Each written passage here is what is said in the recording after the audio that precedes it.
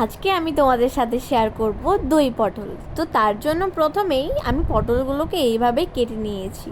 আপনারা চাইলে ছালটাকে ঘষে নিতেও পারেন, আমি একটু মাঝখান থেকে ছাড়িয়ে নিয়েছি।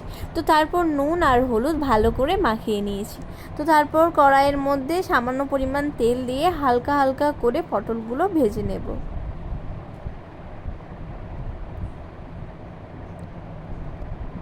ভালো করে পটলগুলোকে নেড়ে চেড়ে নিয়ে কিছুক্ষণের জন্য ঢাকনা চাপা দিয়ে রেখে দেবো, যাতে পটলটা একটু সেদ্ধ হয়ে যায়। তো তারপর আমি এখানে কাজুগুলো ভিজিয়ে রেখেছিলাম, তো তার মধ্যে আমি দিয়ে দিচ্ছি 2-3টে কাঁচা লঙ্কা। আপনাদের ঝাল অনুযায়ী আপনারা দিয়ে দিতে পারেন। তো তারপর কিছুটা পরিমাণ দিয়ে দিলাম পোস্ত।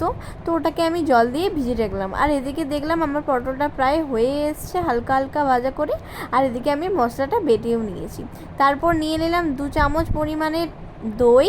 তো আপনারা পরিমাণ মতো দেবেন অবশ্যই। তো তারপর সেই তেলের মধ্যে আরেকটু তেল দিয়ে ওর মধ্যে দিয়ে দিয়েছি গোটা এলাচ, লবঙ্গ, আর একটু দিয়ে দিলাম হলুদ গুঁড়ো, লঙ্কার গুঁড়ো দিয়ে ভালো করে তেলটাকে কষিয়ে নিচ্ছি।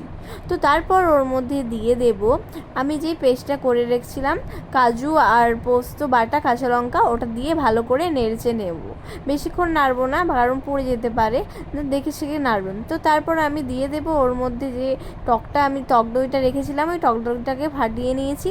তো তারপর সব পরিমাণগুলো ভালো করে একটু কষানো হয়ে গেলে একটু সামান্য পরিমাণ দইয়ের জলটা দিয়ে, মানে এমনি জল দেবো না কিন্তু।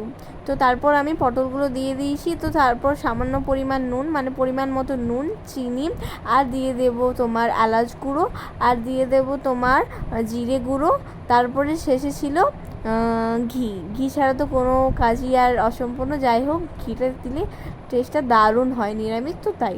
তো এই দেখো কালারটা খুব সুন্দর এসছে। কিছুক্ষণের জন্য চাপা দিয়ে রেখে